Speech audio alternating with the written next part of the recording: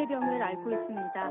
하지만 눈에 보이지 않는 이유로 애써 모른 척하며 외면하며 살아가는 경우도 참 많죠.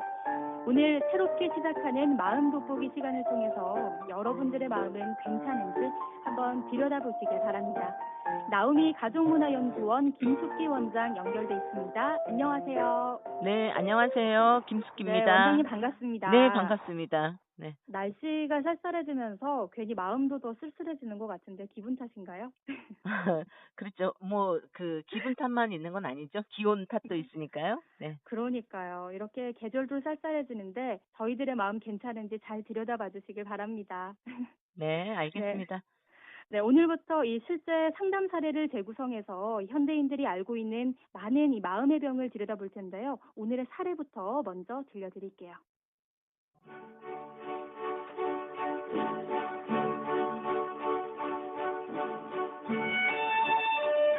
A씨는 30대 초반의 미혼 여성입니다. 그녀는 스트레스를 받으면 쇼핑을 하는 습관이 있는데요. 20대 때부터 있었던 이러한 습관 때문에 상당한 빚까지 있는 상황입니다. 이 집에는 포장도 뜯지 않은 물건들이 많이 쌓여 있는데 말이죠. 감당하기 힘든 빚이 생기면서 이러한 습관을 없애려고 노력했지만 그것이 또 다른 스트레스가 돼서 또다시 쇼핑을 하는 악순환이 반복되고 있습니다. 그녀의 쇼핑 중독 좋아질 수 있을까요?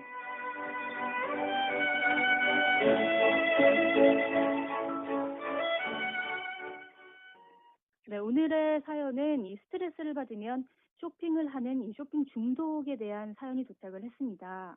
먼저 이 쇼핑 중독이 우선 무엇인지 좀 얘기를 해봐야 될 것 같은데요. 우선은 이제 우리가 그 중독이라고 하면 일상생활의 균형이 깨지고 본인이 의지대로 행동하지 못하는 부분이라고 할 수 있는데 쇼핑 네, 중독을 정의하자면 이분처럼 필요하지 않은 상품을 마구 사들인 뒤에 네, 자기가 무엇을 샀는지도 정확히 기억을 하지 못하면서 또 쇼핑을 못하면 불안, 두통, 우울증, 음, 뭐 이런 심리적인 또 육체적인 부작용이 일어나는 상태를 말하거든요. 네. 네, 그래서 이제 이 이게, 경우에는 이분 같은 경우는 네. 아주 쇼핑 중독의 정말 실제 예라고 이제 할 수가 있겠네요. 네, 정말 이 포장도 뜯지 않은 물건들이 쌓여 있는데도 계속해서 쇼핑을 한다는 게 정말 문제가 되는 것 같은데요. 이외에도 이 쇼핑 중독이라고 얘기할 수 있는 이런 상황들이 있을까요? 네. 그 상황이 있는데 우선은 지금 이제 좀 살펴봐야 될 게 뭐냐면 네, 이분 같은 경우 이제 우리가 흔히들 그냥 쇼핑 중독이다라고 하는데 몇 네, 가지를 좀 심리적인 걸 좀 살펴봐야 되고 경제적인 개념이나 경제 관리에 대한 문제인지 아니면 음, 심리적인 문제인지 뭐 이런 부분들에 대한 것도 조금 살펴볼 필요가 있어요. 그리고 이제 네, 이분 같은 경우는 스트레스를 받으면 쇼핑을 한다 그랬기 때문에 사실은 스트레스에 대해서 굉장히 취약하신 분이라고 할 수 있죠. 스트레스를 네, 받았을 때 스트레스를 잘 관리하는 거에 대해서 좀 취약한 분이다 이렇게 볼 수 있고요. 네, 어 보통은 이분 같은 이런 쇼핑 중독 어 말고 또 이제 최근에는 또 어떤 주부들한테 많이 나타나는 또 쇼핑 중독인데 네. 홈쇼핑 있잖아요. 네. 하루 종일 홈쇼핑을 하신다는 분들이 의외로 많이 있어요. 이제 주부들 중에도. 그래서 이제 그래요. 예, 네. 그분들이 이번에는 이것만 사고 말아야지 이렇게 결심하고 음, 쇼핑을 해요. 처음에는. 네. 그러다가 이것은 필요하니까 이러면서 이제 자기를 자꾸 합리화시키고 핑계 대는 거죠. 그렇죠. 예. 명분을 쌓는다고 하죠. 그렇죠. 명분을 쌓아야 되고 이거는 네. 이래서 필요한 거야. 저래서 필요한 거야. 이러고 이제 꼭 합리화를 필요한 것 같고. 네, 네. 합리화를 하기는 하는데 결국은 그분들이 구입한 후에야 마음의 평정이 오는 거예요. 왜냐하면 음, 사고 싶은 거를 못 샀을 때는 잠자리에 들어서도 막 꿈에서도 그게 아른거리고 그거 꼭 사야 어, 돼. 뭐 이러면서 다시 본다든지 네. 그런 부분들이 이제 조금 있을 수 있는 최근에 이제 이런 뭐 사례 뭐 이런 것들이 많고요. 네. 그다음에 대부분의 그거를 사용을 하면 좋은데 네. 주문을 하고 취소 반품하기를 수십 차례 이상 거듭되는 사례들도 있다 이거예요. 예. 어, 그러니까 왜냐하면 알고 보니까 이거 필요가 없었네. 그러니까 이제 뭐 한 일주일 있다가 홈쇼핑은 이제 또 반품이 또 가능하고 그러니까 하루 맞아요. 왼종일 이 재미에서 이제 자기가 이제 이 부분에 대해서 이제 못 벗어나는 거예요. 이 스스로도 음. 괜찮다라고 생각하면서.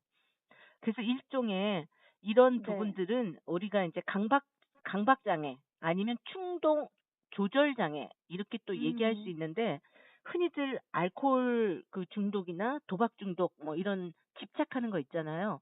네. 그거하고 비슷하게 흘러간다고 보시면 됩니다.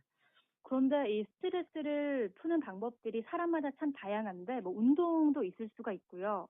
그런데 이 쇼핑으로 풀려는 심리는 도대체 뭐죠? 우선은 네. 쇼핑을 통해서 자존감을 높이기 위한 시도로 쇼핑에 빠진다라는 이야기도 있어요. 예. 아. 왜냐하면 우리가 이제 돈을 주고 뭔가 우리가 돈을 주고 내가 원하는 거를 얻는 건데 그 네. 원하는 게 내가 가지고 있는 금전보다도 훨씬 더 큰 거를 지금 하기 때문에 문제가 일어나는 거잖아요. 그렇죠. 규모 있게 사용하지 않기 때문에. 네. 그러면서 마치 자기의 상처받은 자존감이 회복되는 것처럼 일시적으로 느껴진다는 거예요. 그리고 음. 특히 네. 홈쇼핑 내지는 이런 게 아니면 만약에 백화점을 쇼핑한다라고 했을 때 자기 네. 수준은 그게 아닌데 VIP 완전히 뭐 아주 비싼 아주 고가의 물건을 사면서 서비스를 제공받거든요. 네. 실질적으로 뭐 신발도 이렇게 뭐 신겨주고 옷도 실질적으로 다 입는 것도 다 보면서 일일이 도와주시고. 예 다 도와주고 이렇게 하면서 해 네. 주는 거예요. 그렇기 때문에 그럴 때 뭔가 대접받고 '아 내 음. 존재감이 있구나.'라고 거기서 느껴진다는 거죠. 어. 그리고 우리가 인제 이 구매 충동이 일어나는 건 언제인가를 보는 거예요. 그러면 되게 슬프거나 외로운 감정이 들 때 네. 아니면 좀 화가 나거나 좌절감을 느낄 때 이럴 때 음. 우리가 충동 구매가 일어나는 거거든요. 네. 그러니깐 물건을 살 때 행복감에 젖어서 강한 힘을 느끼거나 심지어 여기에서 카타르시스 또는 음. 성적인 흥분까지 느끼신다는 분도 계십니다. 예. 야.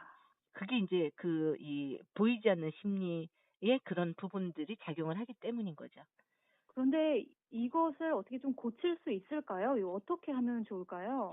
우선은 가장 중요한 거는요. 구매를 유혹하는 자극에서 거리를 두는 거예요. 네. 그래서 이제 한 가지 방법은 필요한 식품이나 뭐 필수품을 쇼핑하는 거를 네.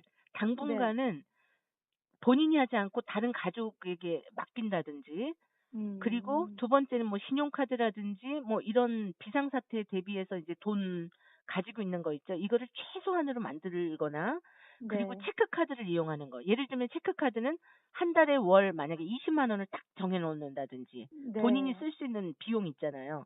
그것만 맞습니다. 가지고 체크카드로만 이용하는 거죠.